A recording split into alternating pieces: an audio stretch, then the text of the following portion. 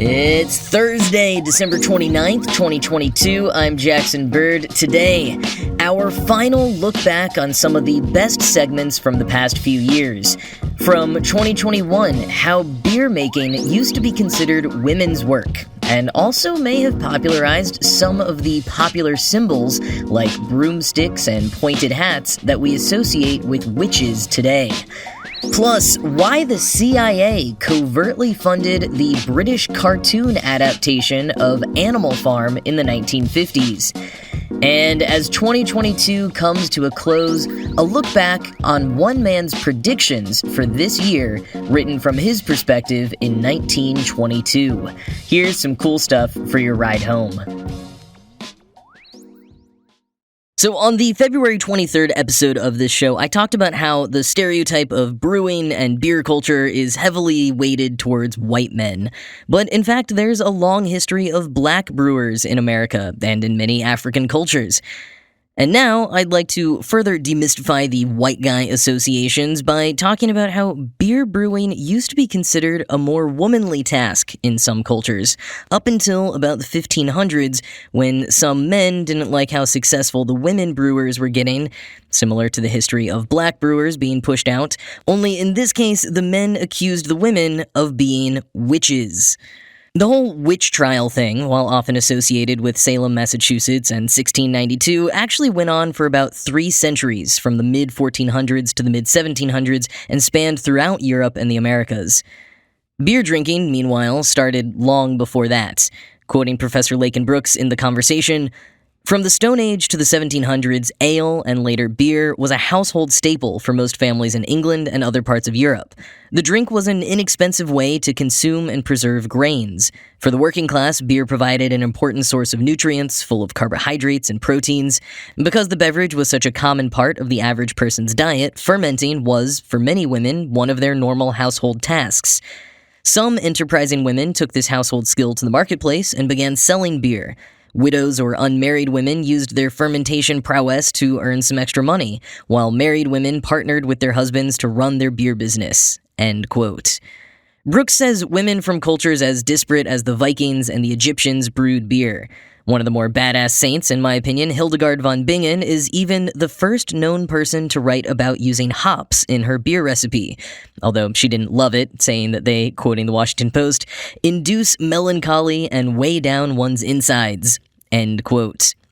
And the Mary Sue points to a ton of goddesses across cultures who were associated with beer making. Quote, "Ninkasi was the goddess of beer and beer making all the way back in ancient Sumeria. She now lends her name to Oregon's Ninkasi brewing. In southern Africa, Mbaba Mwana Weresa was a goddess of fertility, agriculture, rainbows, and beer. And for the Egyptians, beer was foundational to their lives, and so they had a goddess for that too, who was also associated with magic, darkness, health, and protection, Isis's sister, Nephthys.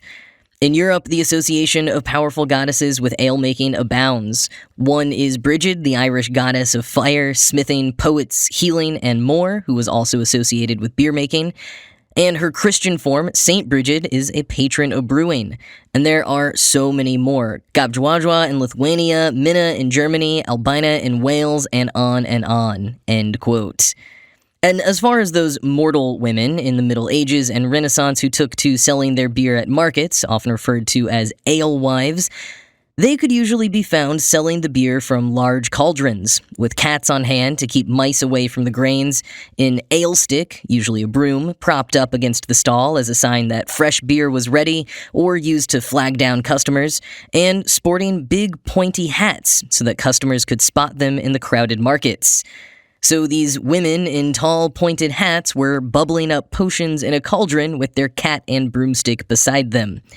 The story goes that in the 1500s, as the Reformation was beginning, large-scale commercial breweries, mostly run by men, were starting to ramp up, making use of newer emerging technologies. Brewing was starting to become a real profession, which meant that women and their cottage industry home brewing were naturally getting pushed out. But that slow-moving exclusion wasn't enough for some men. They wanted a quicker, more active way to push women out of brewing, so they began to tarnish their reputations. Some focused on the product, quoting Vice. According to Judith Bennett, the preeminent historian of women brewers in this period of England's history, both the public and the male-dominated brewing industry accused brewsters of diluting or adulterating their ale with cheaper brews, and thus of cheating customers. Brewsters were also accused of selling tainted ales that could make drinkers sick, perhaps intentionally. End quote. But taking advantage of the religious frenzy and associated stricter gender norms burgeoning under Reformation, some also accused women, either out of convenience or honest zealotry, of practicing witchcraft.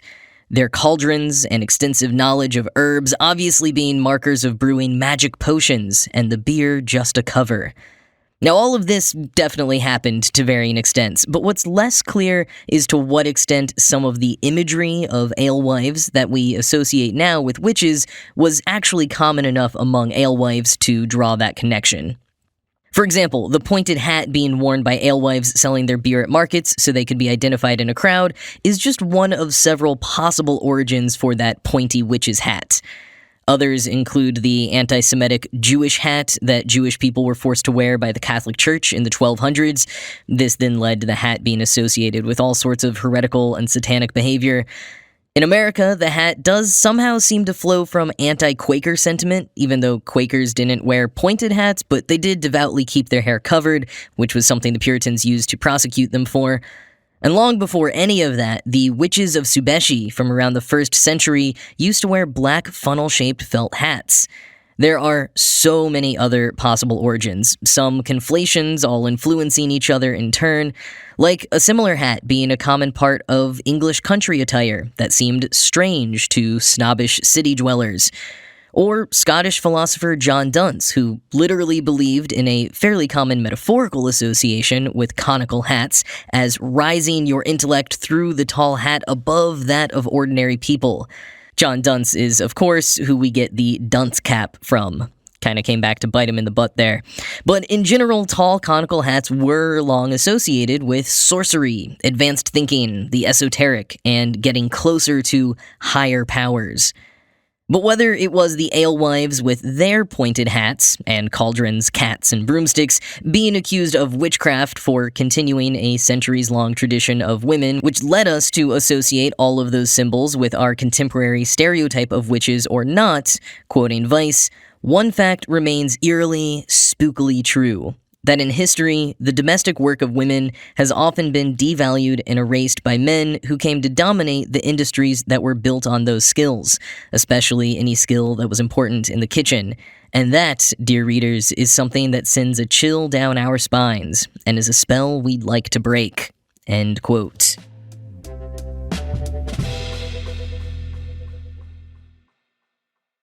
So last Wednesday, I mentioned that Andy Serkis is directing a new cartoon adaptation of George Orwell's Animal Farm, and I casually slipped into that announcement how the existing 1954 cartoon adaptation, which many of us may have watched in classrooms growing up, was covertly funded by the CIA as anti-communist propaganda. So let's dig into that a little bit more. Now, first of note, this was the first feature-length animated film in Britain, and every single voice was done by just one performer, Maurice Denham. It was also originally rated X by the British Film Board because they thought it wasn't appropriate for anyone younger than 18. And in a true measure of shifting sensibilities, the film now has a U rating for universal, or all ages. But on to the very interesting part, how the CIA came to fund this cartoon. Written by a British author in the midst of World War II, the original Animal Farm book had nothing to do with America.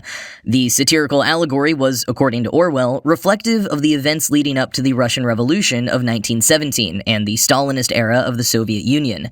But at the same time Orwell was putting the finishing touches on the book, what he would later call his first true effort to fuse politics and art, the U.S. Central Intelligence Agency was busy forming the Office of Policy Coordination, or OPC, a covert wing of the agency focused on psychological warfare, or as The Guardian put it in a 2003 article, quote, creating culture as a secret weapon to combat communism around the world, End quote.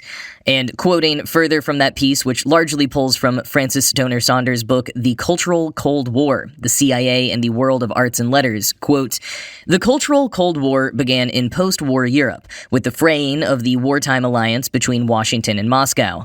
Officials in the West believed they had to counter Soviet propaganda and undermine the wide sympathy for communism in France and Italy. The CIA recognized from the beginning that it could not openly sponsor artists and intellectuals in Europe because there was so much anti-American feeling there. Instead, it decided to woo intellectuals out of the Soviet orbit by secretly promoting a non-communist left of democratic socialists disillusioned with Moscow."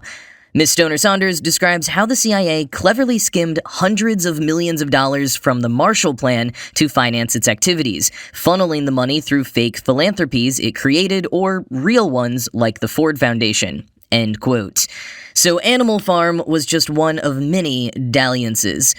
And once the CIA had decided on adapting the story of Animal Farm into a feature-length animation, they called on their Hollywood undercover agent, Joseph Alsop, and a seemingly none the wiser Los Angeles writer named Phineas Farr.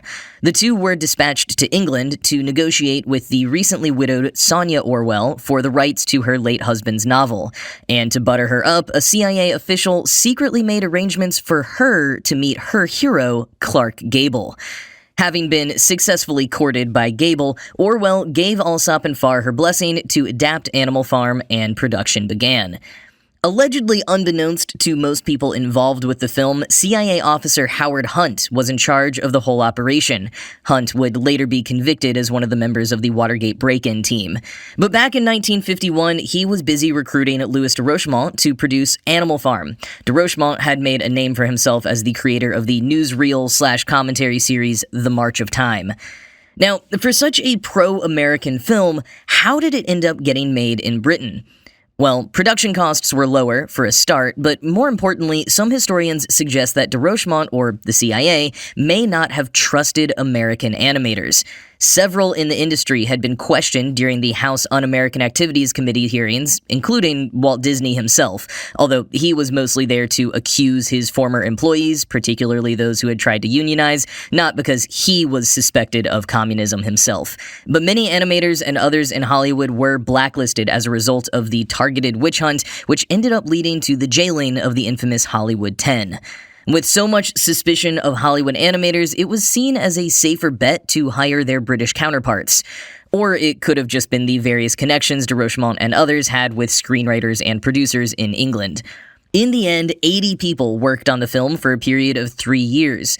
The scripts, written by married couple John Hollis and Joy Batchelor, went through many revisions throughout production, so it's unknown who ultimately made the decision to alter the film's ending, though blame is often placed retroactively on the CIA.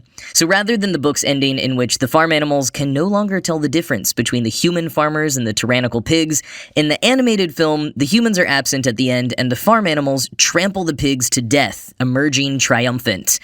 While some disagreed with the change from Orwell's more nuanced philosophical ending, others at the time saw it as more upbeat, one of the many infusions of optimism or lightness that experts say were necessary for the film to be able to compete with Disney's animated movies. The movie didn't do too well when it was released. It actually took 15 years to earn back its budget, but it went on to become a staple in classrooms, not just in the UK and the US, but around the world. But the CIA didn't stop there. They also adapted 1984, 2 years later, and also changed the ending of that one. Quoting the New York Times, in the book, the protagonist Winston Smith is entirely defeated by the nightmarish totalitarian regime. In the very last line, Orwell writes of Winston, "He loved Big Brother."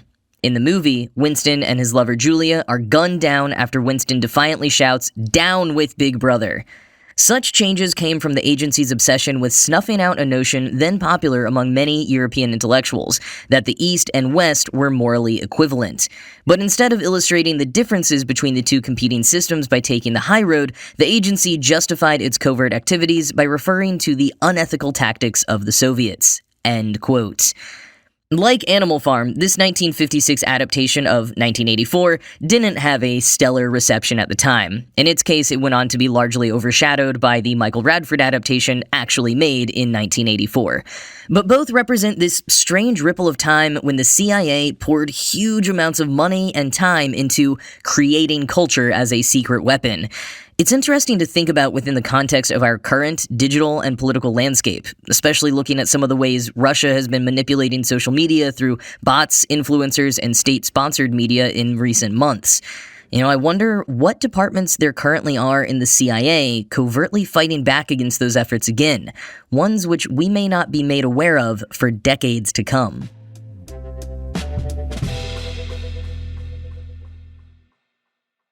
Retrofuturism is one of my favorite trends, especially mid-20th century speculations on what the future will be like, or new technologies and interior design choices that were made to be evocative of the future as they imagined it.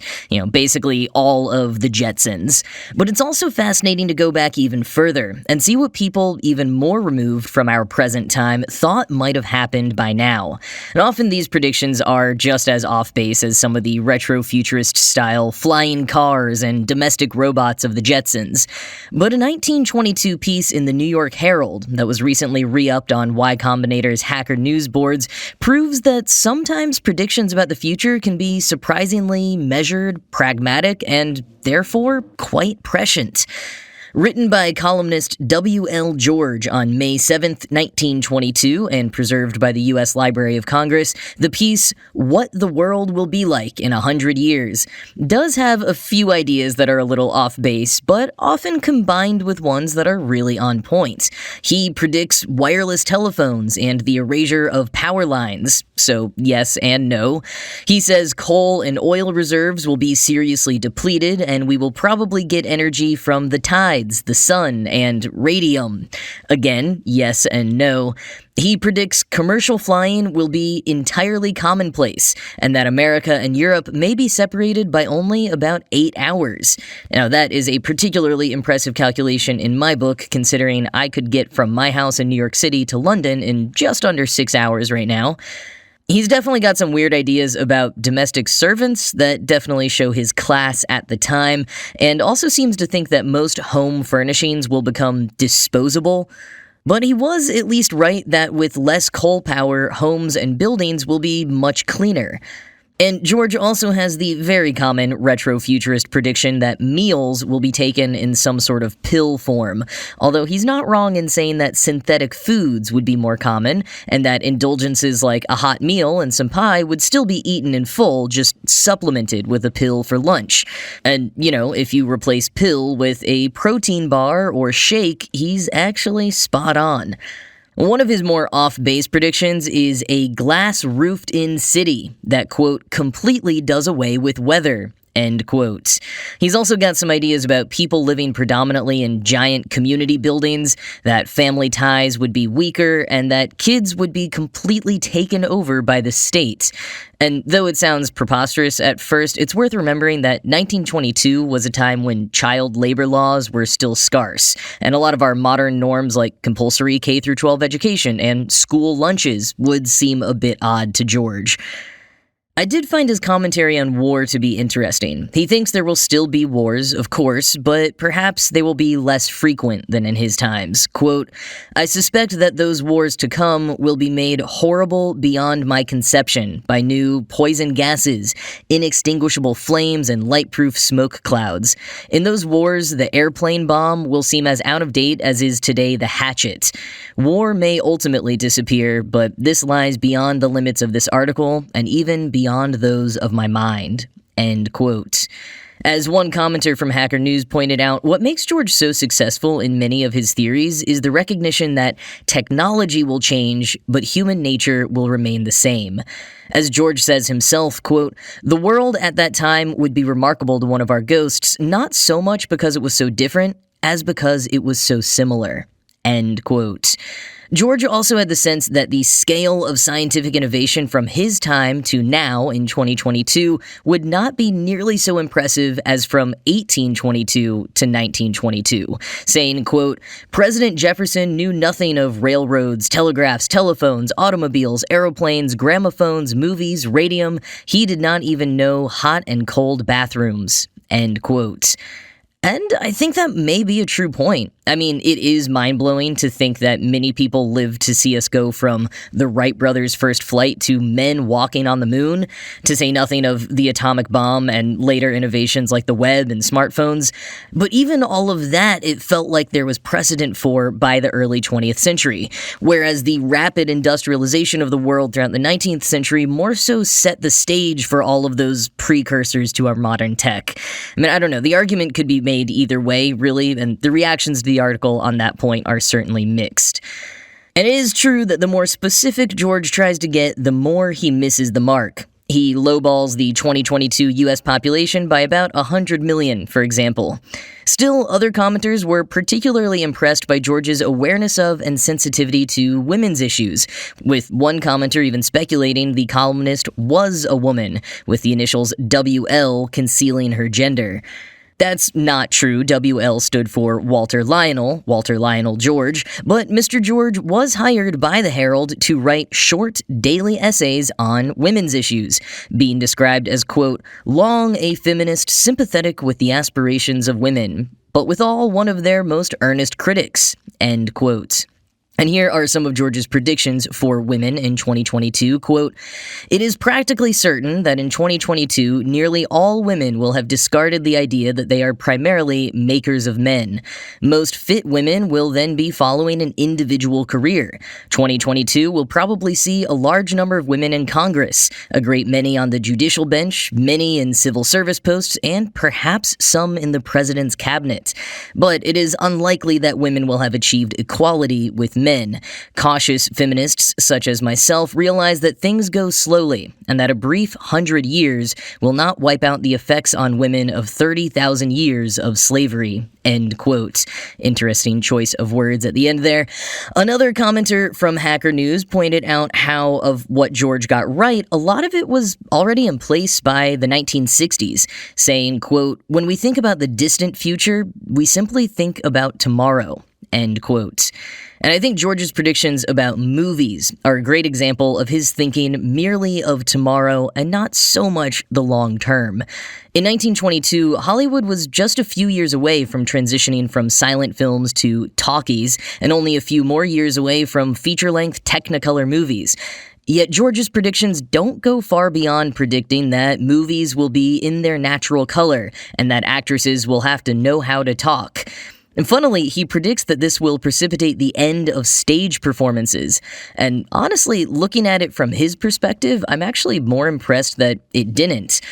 But for all of his swings and misses, I do like how George thinks about the future generally. He concluded, quote, it is not my business to congratulate the future, as it is impossible to say a thing is good or bad. All one can say is that it exists. The world takes care of itself. It has been doing so for hundreds of centuries and is still spinning. The world will take care of itself in 2022. That is its chief occupation. The future will be difficult. What does that matter? So was the past difficult. Difficulties did not prevent its turning into a tolerable present. End quote. And as we ruminate on our own futures, I thought I'd end with this poem that someone in the comments shared. It's by Mary A. Ford and is called 100 Years From Now.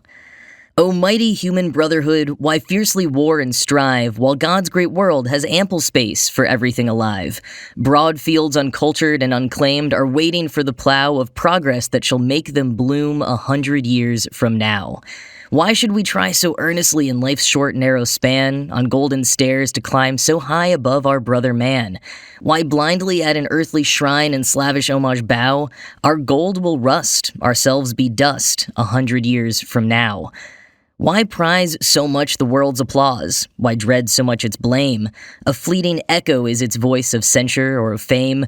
The praise that thrills the heart, the scorn that dies with shame the brow, will be long forgotten dream 100 years from now. O patient hearts that meekly bear your weary load of wrong, O earnest hearts that bravely dare and striving grow more strong, press on till perfect peace is won, you'll never dream of how you struggled o'er life's thorny road 100 years from now. Grand, lofty souls who live and toil that freedom, right, and truth alone may rule the universe, for you is endless youth. When mid the blessed with God you rest, the grateful land shall bow above your clay in reverent love 100 years from now.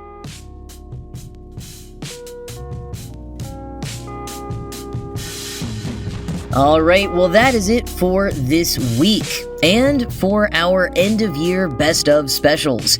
We're taking another long weekend for the holiday, so I will be back in your ear holes on Tuesday the 3rd with all new episodes for the all-new year. And before I go, I just want to thank you all so much for listening to this show. Whether you listen every single day, actually on your ride home from work or school, or you just pop in every couple of weeks and marathon the latest episodes, however you listen to the show, it means a ton to me that you do. I absolutely love crafting this show every single weekday. It is an absolute joy to spend my days just learning cool new things and having a community that I get to share that with. So a big thanks to each and every one of you. I hope you all have a safe and happy New Year's this weekend. And that's going to be it for me for this year. This show was produced by Ride Home Media. I'm Jackson Bird, and I'll talk to you again in 2023.